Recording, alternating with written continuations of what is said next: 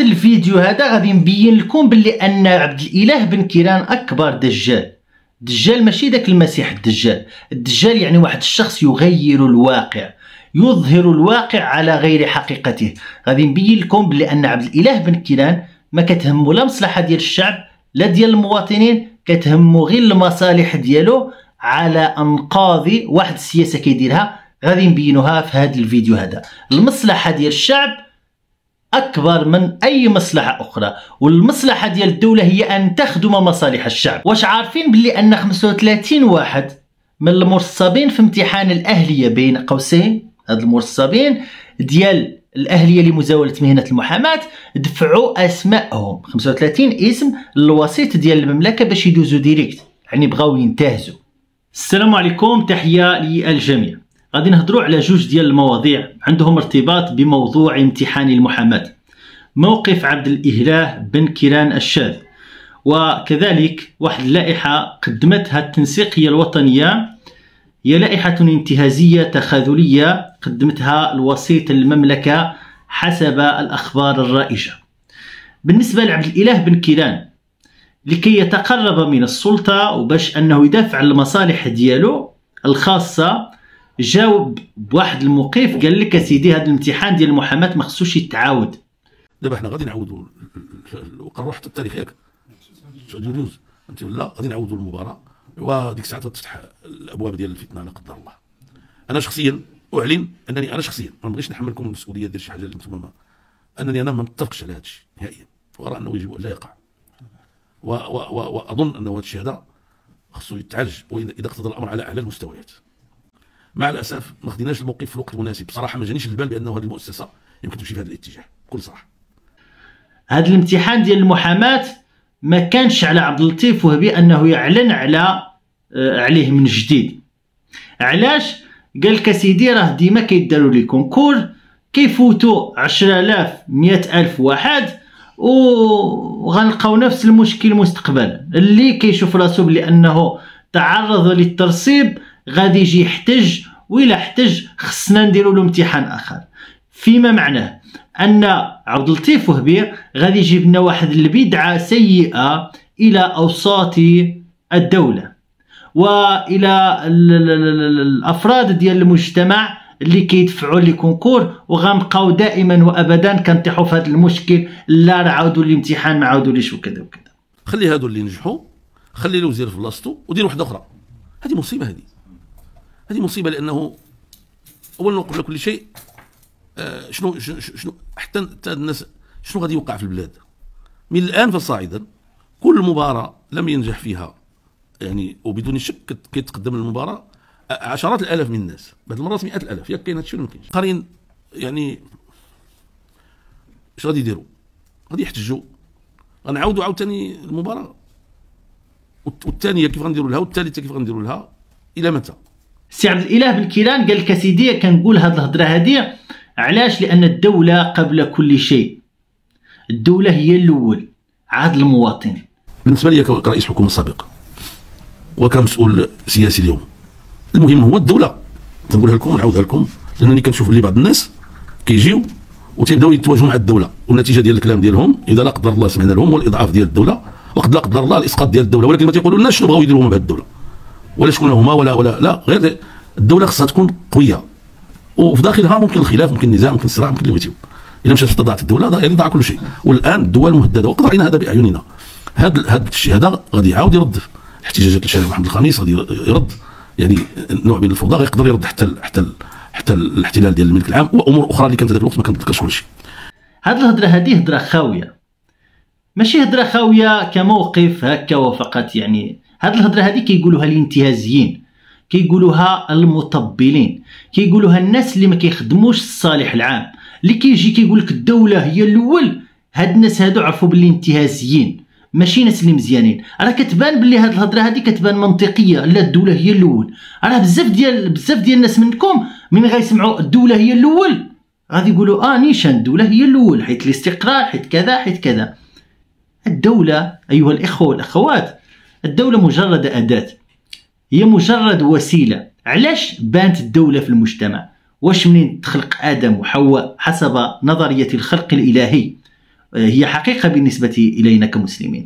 وكذلك حتى بالنسبة للنظريات الأخرى التي لا تؤمن بنظرية الخلق الإلهي، واش الدولة بانت من الأول ولا حتى لواحد المراحل متقدمة من التاريخ؟ بطبيعة الحال بانت في مراحل متقدمة من التاريخ.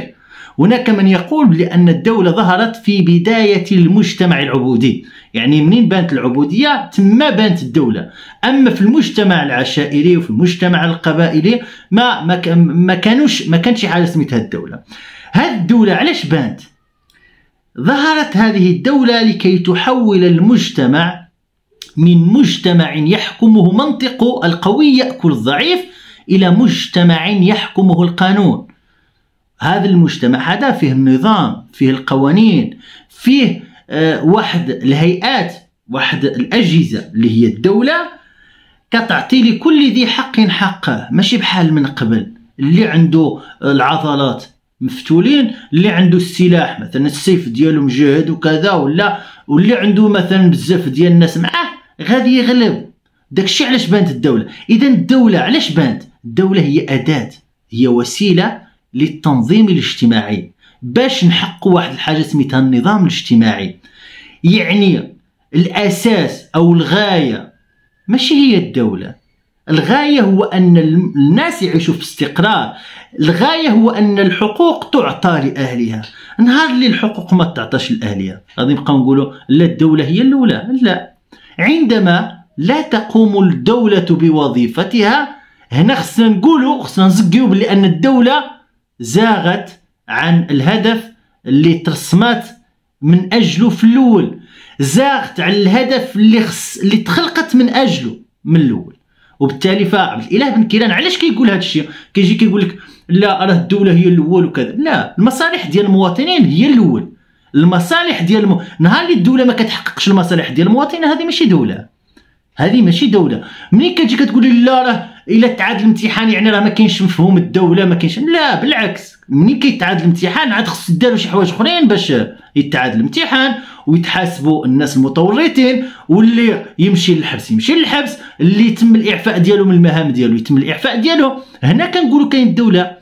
اما لا، الهبه ديال الدوله خصنا ما نحاسبوش المفسدين. الهبه ديال الدوله هذاك وزير كما داروا على مبدع، نهار اللي تعتقل مبدع جاو وزراء اخرين وبرلمانيين قال لك لا راه هذا الشيء ماشي مزيان، ما يمكنش الهبه ديال الوزير، الوزير يمشي للحبس، وزير سابق يمشي للحبس، لا ما يمكنش هذا يمشي للحبس. علاش؟ لان هذا الشيء الهبه ديال الدوله كتمشي. لا، الهبه الدوله تما اللي كتبقى.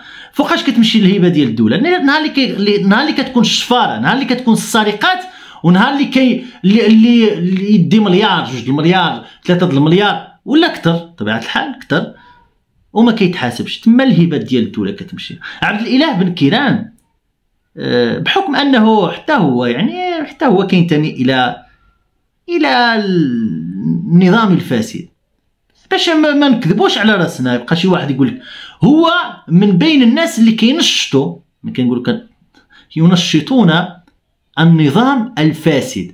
يعني عبد الاله بن كيران عنده مواقف مزيانه، مثلا ملي كتجي كيهضر لك على العلاقات الرضائيه وكذا، داك الشيء مزيان، حنا متفقين معاه. انا شخصيا ماشي كنقول لكم حنا، انا متفق معاه.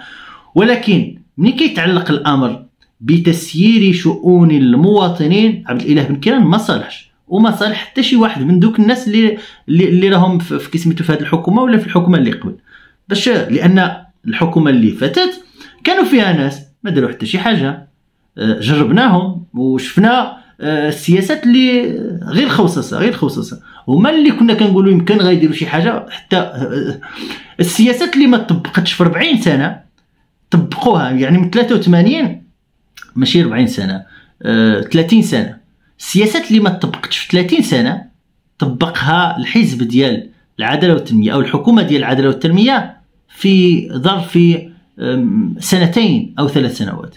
الشنطن طبقوا دوك السياسات بحذافيرها وفوق، وما زال يتبجحون بانهم داروا واحد الحاجه اللي هي مزيانه. علاش؟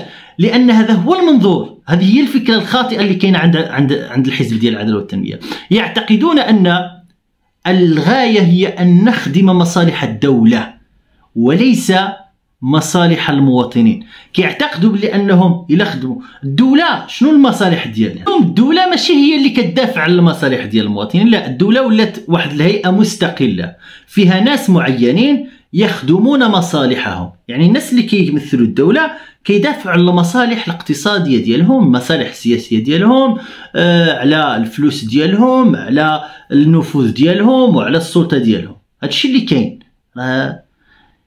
هو في الاصل خص الدوله تعبرنا على المصالح ديال المواطنين. خص الدوله ماشي غير في المغرب، انا كنقول لكم في العالم، ولكن بنسب متفاوته. كاين الفرق.